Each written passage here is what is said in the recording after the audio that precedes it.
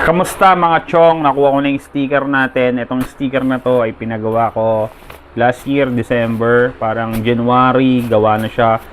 Ngayon ay March na. Kakakuha ko lang na ito. At ito.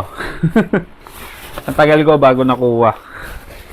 Dahil nabisi tayo sa mga bagay-bagay na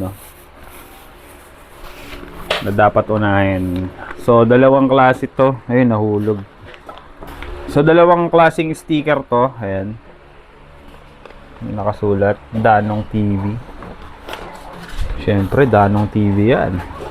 So, dalawang sobre. Dalawang klaseng sticker to, magkaiba ng design. So, unahin natin ay ito. Ito muna. Pag muna natin to dyan.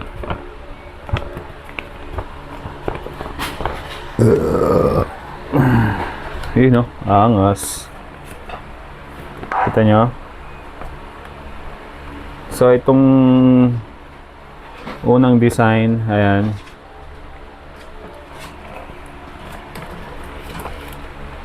Ayan, dami oh. Daming hiser. Ayan, mga Madagascar hissing cockroach. Ayan.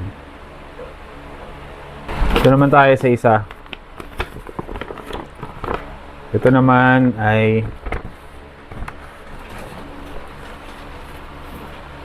ayan, dubya naman. Dami rin yan, no? Itong isa, dubya. Ayan.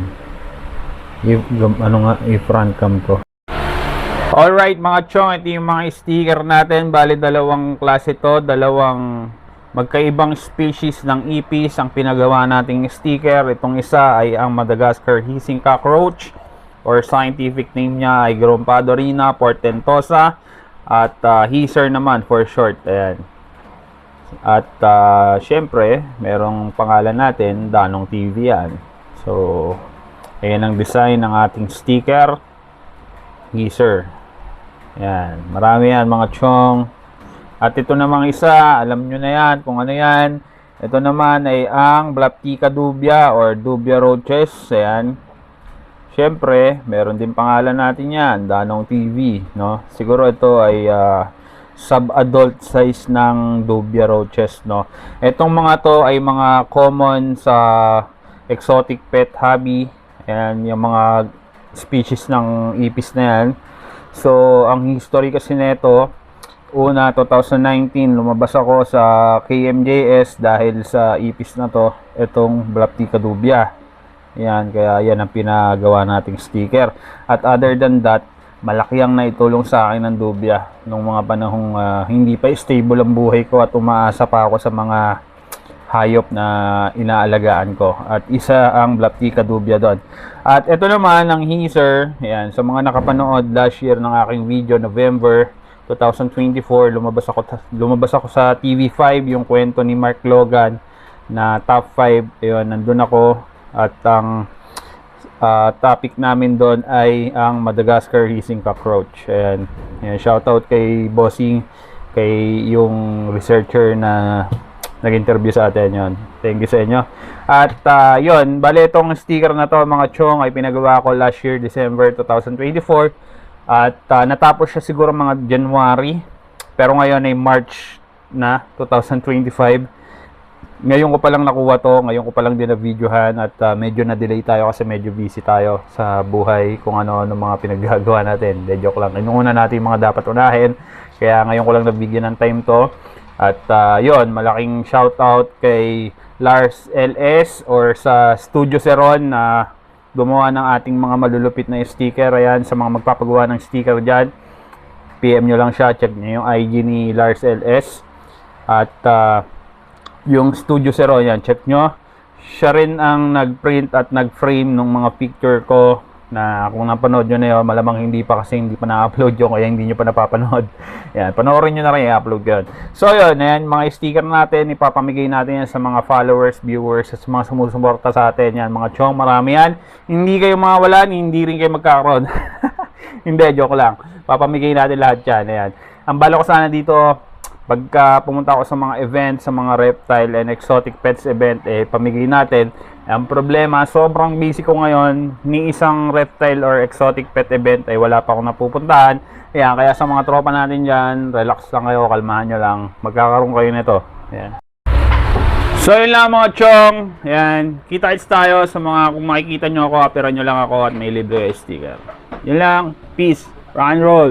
Happy keeping sa ating lahat. Yeah. Siyempre, binyagan na natin yan mga chong. Dito natin yan ididikit. Ihahalera natin yan sa mga loading natin. Siyempre, nandito yung Reptile Express Unlimited Philippines. Reptile shipping just got easier. Yan, sa mga nangangailangan ng mga reptile shipper dyan, wag na kayong magatubili. Message nyo na agad ang Facebook page ng Reptile Express Unlimited Philippines. At pakifollow na rin ang page niya at pakishare nyo na rin. Ayan, meron bagong Facebook page, si Ninong Reptile Express Unlimited PH. Pakifollow na lang mga chong. At syempre, meron din tayo ditong sticker ni Master Exopeps. Ayan, dito natin ilalagay yung sticker natin. Ito nga pala yung isang design ni Ninong Reptile Express Unlimited. Ayan, wag niyong kalimutang i-follow at i-share ang Facebook page ni Reptile Express Unlimited Philippines. At sa mga nangangailangan ng reptile shipper dyan na legit na abot kaya, wag na kayong mahiyang mag-message sa kanilang Facebook page. So yun, tikit natin to dito mga chong, pati itong dubya natin. Nakatingin nga yung birdie dragon natin akala niya tunay na ipis to mga to. So pesto ko lang to camera. Alright mga chong, ano pa nga ba? Idikit na natin to dyan. You know, Donong TV yan.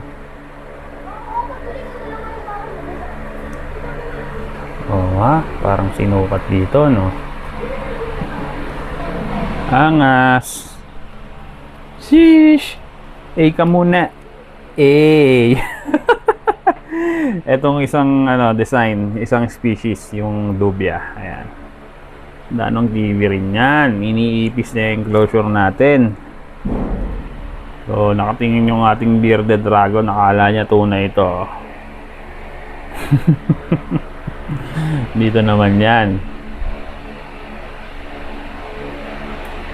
Diba? Alright. Angas.